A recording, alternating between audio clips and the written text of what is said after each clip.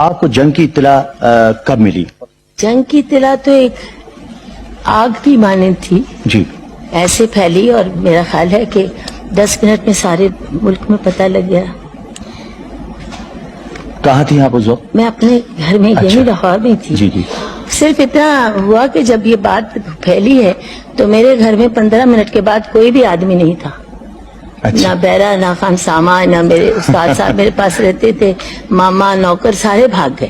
میں نے کہا اچھا بڑا سا ٹرک منگواؤ، تھوڑا سا سامان رکھو، بچوں کو لے کے چلی جاؤں۔ ابھی میں سوچ ہی رہی تھی کہ میرے رشتے میں بھی بھائی ہیں حسن لطیف صاحب، وہ آ گئے اتفاق سے، تو کہتے ارے ارے یہ کیا ہو رہا ہے، آپ کیا سوچ رہی، ٹرک ورک کا کوئی انتظام کر رہی؟ میں نے کہا بھیا میں کیا کروں، تنہا ہوں، میرے چھوٹے چھوٹے بچے ہیں، میں ان کو لے کے کہاں جاؤں، کیا کروں؟ بیٹا آپ باکس ویگن میں بیٹھو، چلو ریڈیو اسٹیشن چلتے ہیں۔ میں نے ٹیلی فون کیا، میں نے کہا جی میں نور جہاں بول رہی ہوں اور آپ مجھے کہیے تو میں آؤں۔ انہوں نے ٹیلی فون بند کر دیا۔ پھر میں نے دوبارہ کیا، میں نے کہا جی کیا بات ہے، میں نور جہاں بول رہی ہوں، میں آپ کے آنا چاہتی ہوں، گانا چاہتی ہوں۔ وہ کہیں وہ بی بی تو کبھی پروگرام نہیں مانتی، یہ دیکھو کیا مغز کھانے کو یہ لڑکی ہمیں تنگ کر رہی۔ پھر میں نے کہا یہ کتنی، میں نے کہا جی میں خدا کی قسم نور جہاں بول رہی ہوں اور میں اپنے وطن کے ترانے گانا چاہتی ہوں۔ کہتے بی بی دیکھ تیری بڑی عزت کیتی ہے، ہوں تو کڑی کڑی فون نہ کری۔ میں نے حسن بھائی نے کہا بیٹے ایسا کام نہیں چلے گا، چلو ہم خود جائیں۔ پھر جی میں بھائی کو لے کے وہاں چلی گئی۔ آپ یقین جانے کہ اللہ کا بڑا کرم ہے، جس پہ اس کا کرم ہو اسی کی عزت ہوتی۔ چوتھا پانچواں دن تھا اور بہت جوش میں میرے گانے ہو رہے تھے، اور مجھے کہا گیا لو بھائی وہ ایک تو وہ کیا شروع ہو گیا تمہارے نام پہ نور جہاں کر کے فوجی شروع ہو گئے آنے، بڑی مجھے کہا جائے۔ میں نے گانا گایا تو وہاں ریکارڈ کرایا، جب میں نے آ کے شام کو سنا 6-7 بجے تو ٹیپ میری خراب ہو گئی۔ اب اس دن کے لیے میرے پاس کوئی نیا ترانہ نہیں تھا، تو انہوں نے کہا دیکھیے آپ کو آپ کے بچے اتنا پیار کرتے ہیں، فوجی خود چھوڑنے جاتے ہیں، تو آپ کیوں نہیں اس کو لائیو گاتی؟ میں نے کہا میں نے تو گانا ہے لائیو، کیونکہ آج میں نہیں چاہتی کہ میرا ناغہ ہو، میں گانا چاہتی ہوں فوجی بھائیوں کے لیے۔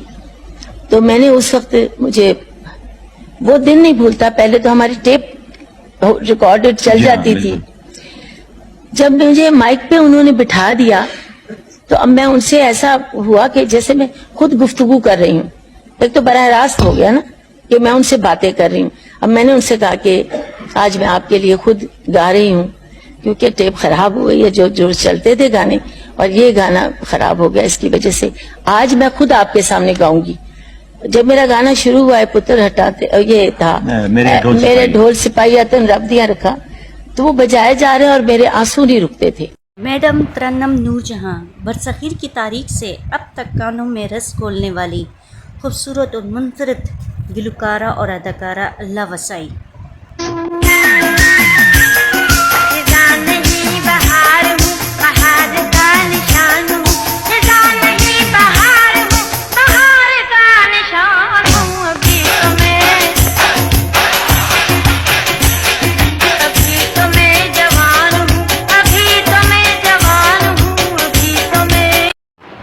ستمبر سن 1926 کی شام تھی۔ محلہ کوٹ مراد خان کی رہنے والی معمولی نوعیت کی گواہی کے ہاں ایک لڑکی پیدا ہوئی۔ بچی کا نام اللہ وسائی رکھا گیا۔ کون جانتا تھا یہ بچی جو معمولی نوعیت کی ہے بڑی ہو کر دنیا کے یعنی کہ برصغیر کے مشہور ترین اداکارہ بن جائے گی اور دنیا کے لوگوں کے کانوں میں رس بھرے گی۔ اللہ وسائی استاد فضل حسین جب ان کی آواز سنی تو وہ دھنگ ہو کر رہ گیا۔ میڈم نور جہاں دنیا کی پہلی قوال خاتون ہونے کا بھی اعزاز رکھتی ہیں۔ Millennium singer life time achievement award بھی اس نے اپنے نام کیا۔ اس کے علاوہ Sitara Imtiaz, bright star, gold medal culture of Pakistan کا اعزاز بھی اللہ وسائی کے نام ہوا۔ آخر یہ جھرمٹ ستارہ رمضان 27ویں شب کا اعزاز بھی اللہ پاک نے ان کے نام کیا اور وہ دنیا فانی سے رخصت ہو گئیں۔ چونکہ یہ گھرانہ موسیقی سے وابستہ تھا، بچپن سے موسیقی کی تعلیم حاصل کرنے کے لیے اس کو استاد کے پاس بٹھا دیا گیا اور اس بچی کو گلوکاری کے ساتھ ساتھ فن اداکاری کا بھی شوق تھا۔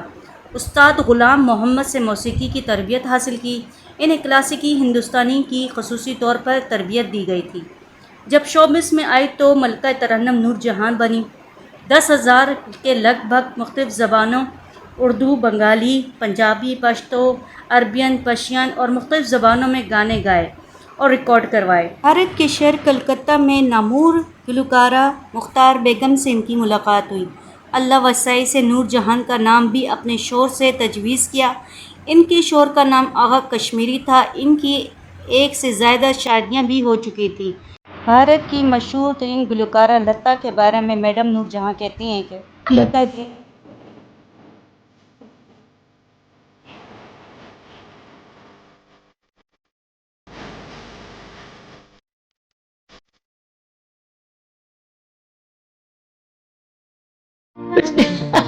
بے وفائی پہ لوگوں کی یاد آیا کہ وہ پرندہ جسے پرواز سے فرصت ہی نہ تھی، اب جو تنہا ہے تو دیوار پہ آ بیٹھا ہے، جاتا ہی نہیں دیوار پہ۔